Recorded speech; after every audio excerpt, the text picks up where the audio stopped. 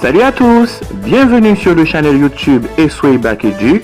Sur ce channel, vous trouverez des vidéos avec des explications et des techniques sur des exercices de chimie pour le baccalauréat haïtien et le baccalauréat français.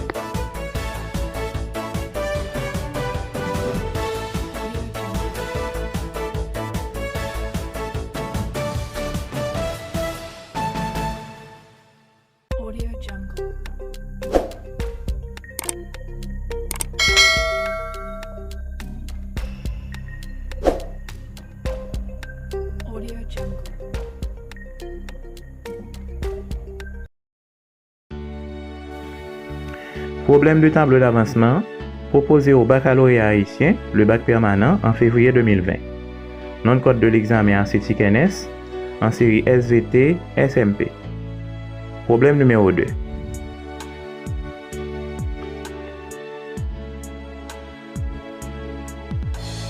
On détruit 0,5 mol de méthane dans 0,75 mol de dichlore à la lumière vive. Écrire l'équation bilan de la réaction. Présenter un bilan de matière à l'état final à partir d'un tableau d'avancement. Quelle masse de carbone obtient-on? On donne en grammes par mol moins 1, C égale à 12, H égale à 1, Cl égale à 35,5. Donc c'est un problème de tableau d'avancement.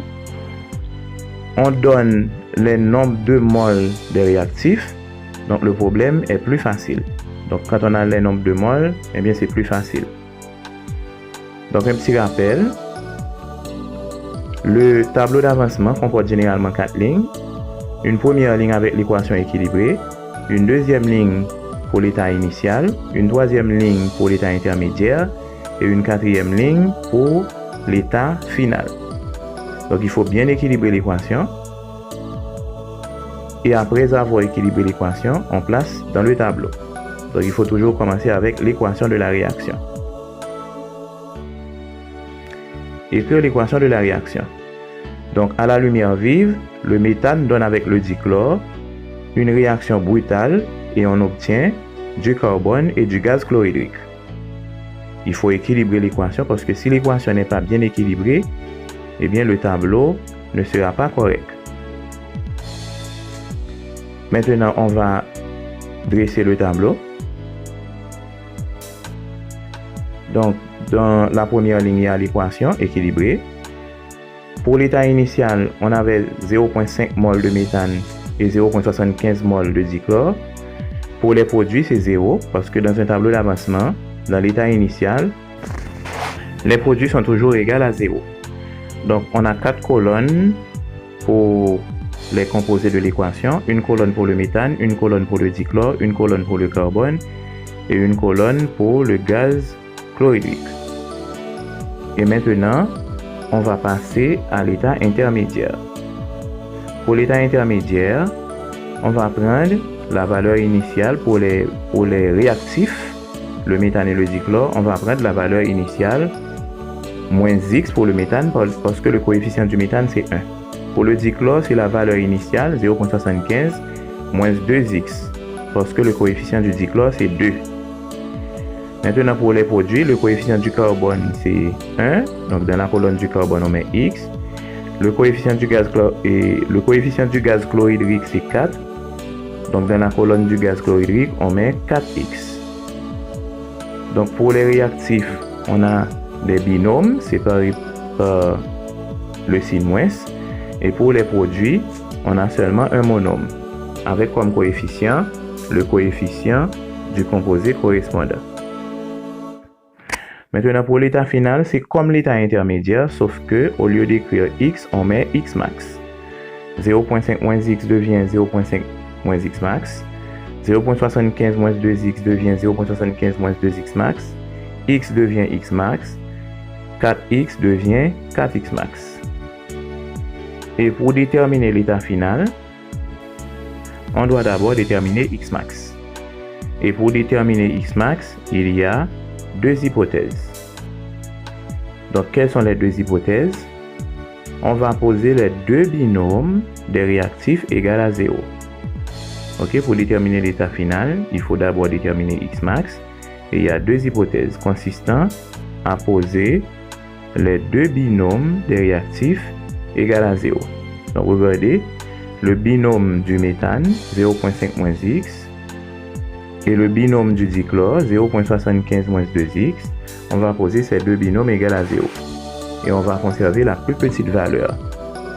En posant les deux binômes égales à 0, il faut conserver la plus petite valeur parce que c'est la plus petite valeur qu'on va considérer comme X max. Et on va poser l'équation pour le méthane 0,5 moins X égale à 0, on a X égale à 0,5. Pour le dichlore 0,75 moins 2X égale à 0. Enfin, on a X égale à 0,375. Et la plus petite valeur, c'est 0,375 parce que 0,375 est plus petit que 0,5. Donc, en conclusion, le dichlore sera considéré comme le réactif limitant parce que c'est la valeur de X pour le binôme du dichlore qui est la plus petite valeur. Donc, qu'est-ce qu'on fait? On retourne dans le tableau et on remplace X max par 0,375. Donc, pour le méthane, 0,5 moins 0,375. Pour le dichlore, 0,5 moins 2 fois 0,375. Pour le carbone, c'est 0,375. Et pour le gaz chlorhydrique, c'est 4 fois 0,375. Donc, on vient dans le tableau et on remplace directement. Et après avoir remplacé, on fait les calculs.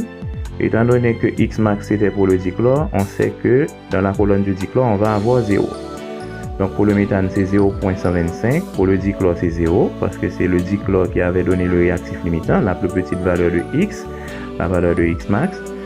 Pour le carbone, c'est 0,375 et pour le gaz chlorhydrique, c'est 1,5. Donc là, on fait les calculs dans le tableau. On peut également faire les calculs à l'extérieur du tableau et on vient placer les résultats dans le tableau. Si on ne veut pas faire les calculs directement dans le tableau, on peut faire les calculs à l'extérieur du tableau et on vient remplacer les valeurs dans le tableau. On a le choix. OK? Donc pour le méthane, 0,125. Pour le dichlore, 0. Réactif limitant. Pour le carbone, 0,375. Et pour le gaz chlorhydrique, 1,5. Maintenant, quelle masse de carbone obtient-on? Le carbone, c'est le solide formé. Après un tableau d'avancement, pour déterminer la masse d'un corps, on applique la formule M égale à N par masse molaire. Étant donné que pour le carbone, on avait 0,375 dans le tableau, eh bien, on multiplie 0,375 mol qu'on avait dans le tableau dans la colonne du carbone par la masse molaire du carbone qui est 12 grammes par mol moins 1. Et on obtient M égale à 4,5 grammes de carbone.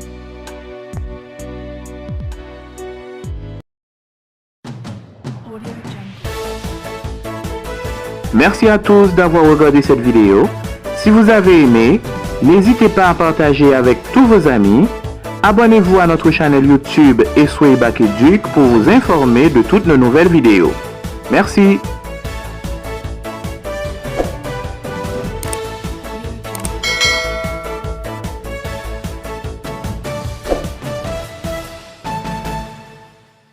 Audio Jungle.